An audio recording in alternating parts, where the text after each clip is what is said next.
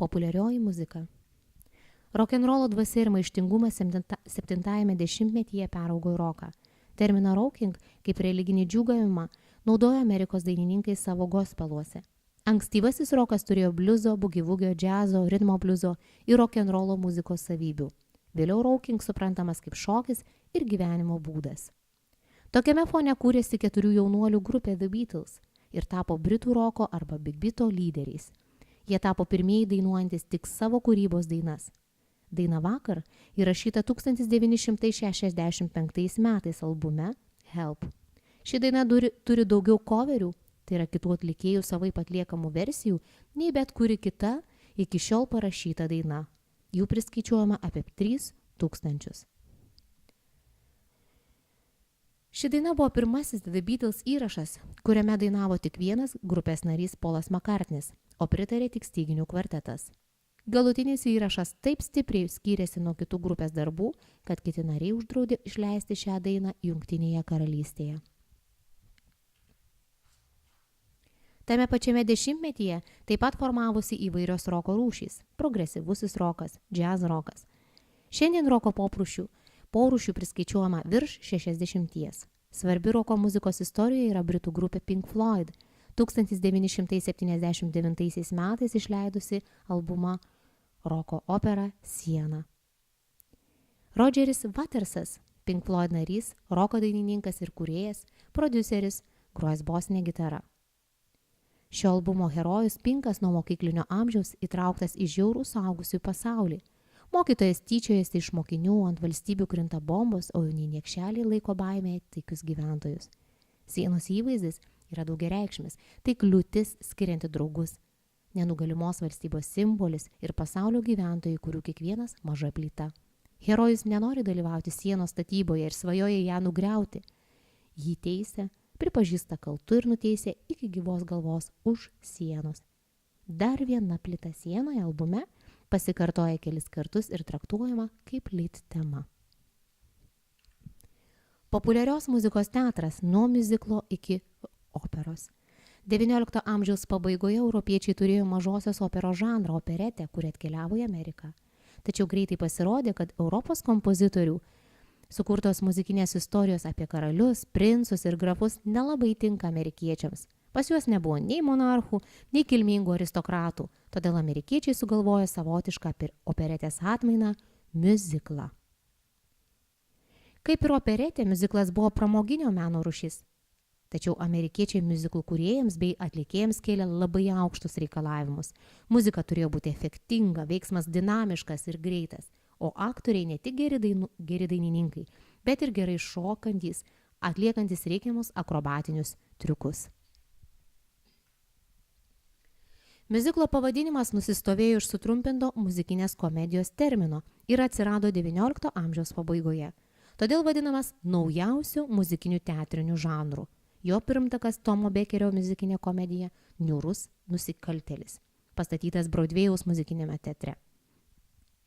1916 metais pasirodė pirmieji dėmesio verti kūriniai, kurių autorius reikšmingiausias kompozitorius Jeromas Kernas, sukūręs 700 dainų.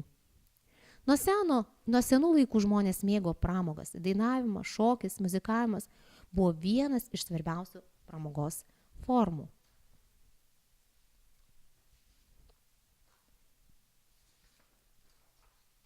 Visus muzikinius reginius sudarė daug komponentų – scenos dekoracijos, choreografinis masiškumas, kostiumai, apšvietimo efektai ir daugeliu atveju išliko tik jų muzika ar atskiros dainos. Antai dvi Jeromo Kerno dainos Tu esi viskas ir Dūmai graužia tavo akis kažkada buvo miuziklo numeriai, o šiandien žinomas kaip temos džiazo standartai, pagal kurias atlikėjai kuria savas improvizacijas. Sudėtingesnė miuziklų dramaturgija tapo 4-ajame dešimtmetyje. Nors vyrauja gyvenimiški siužetai, tačiau vietoj įprastų džiaugsmingų finalų dažniausiai sutinkama tragiška baigtis. Juose sparčiai plėtojami choreografijos elementai, išaugo simfonizmo reikšmė. Leonardas Bernsteinas, Amerikos kompozitorius, pianistas ir ilgametis Niujorko filharmonijos orkestro dirigentas. Miuziklo West Side'o istorija premjera Broadwėjaus teatre kompozitoriui atnešė šlovę.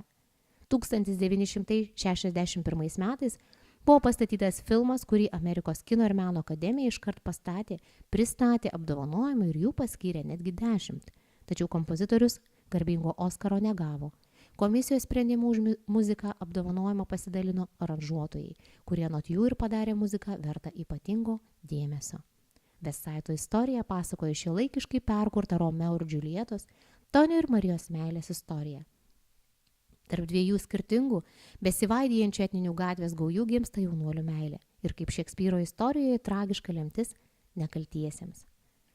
Nuo 6-ojo dešimtmečio kompozitoriai tapo dar labiau išrankesni literatūriniai ir muzikiniai medžiagai.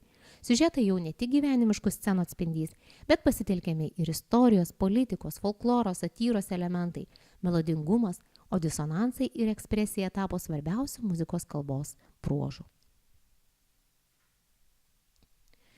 Žymiausiais miuziklais 5-7 dešimtmečiais tapo ir mūsų dienomis triumfo sulaukė šie: Richardo Rodgerso Oklahoma, muzikos garsai, Kolio Alberto Perterio Bučiuok mane Kate, Frederiko Lau Mano puikioji ledi, Leonardo Bernsteino West Side'o istorija, Mičo Laito Žmogus iš Lamanšo, Džerio Hermano Sveika Doli, Džono Kanderio Kabaretas. Džono Kanderio miuzikle sukasi asmeninė drama Berlyne, kur 1930-aisiais šalį kankina politiniai neramumai, ekonomika žlugusi, dauguma bedarbiai. Į šį chaosą papuola amerikietė kabareto šokėja, dirbanti klube, o jos gyvenimą įžengia turtingas vokiečių politikas, jaunas žydas, anglas mokytojas ir žinoma viską žinantis ir viską matantis konferencija. Pinigai verčia suktis pasaulį, dainuoja miuziklo kabaretas pagrindinė veikėja Money dainoje. Ypač populiari ši daina tapo aktorės Laizos Pintelli dėka, kuri 1972 metais kino juostoje sukūrė Sally vaidmenį. Greta amerikiečių kompozitorių, miuziklo žanro lyderių, 20 amžiaus antroje pusėje atsirado ir kitų šalių kompozitorių pavardžių. Miuziklo bei roko muzikos sąveikoje 1969 metais gimė naujas terminas roko opera. Jį sugalvojo anglų roko grupė The Who, išleidusi albumą Tommy. Jame pasakojama išgalvota istorija apie kurčią ir aklą kiniečių biliardo čempioną, kuris stebuklo dėka įveikia negalę ir tampa mesiju. Albumo dainos tarpusavyje intonaciškai siužetiškai susietos, todėl 74 minučių kūrinį grupė pavadino roko opera, nenutokdami, kad sukūrė naujo muzikos žanro pavadinimą. Reikšmingiausia figūra muzikos žanre, miuziklo žanre, vadinamas britų kompozitorius Andrew Lloydas Webberis. Miuziklų sukūrė apie 16. Keli Webberio miuziklai tiek Broadwėjoje, tiek West Endo Londono teatre išgyveno neįtikinamai ilgą laiką. Buvo rodomi daugiau nei 10 metų. Už muzikinius nuopelnus kompozitorius yra gavęs daug apdovanojimų, o jo roko opera Jėzus Kristus superžvaigždė tapo muzikiniu kultūriniu įvykiu. Kompozitorius sukūrė ir kitus miuziklus. Tai miuziklas Katės, operos Fantomas, Evita. Miuziklo Katės premjera įvyko naujajame Londono teatre 1981 metais. Apie kūrinio populiarumą šiandien byloja faktai ir skaičiai. Yra išverstas į 26 kalbas, 300 kartų pastatytas skirtingose pasaulio scenose, o daina Atmintis, Memory, įrašyta 150 dainininko.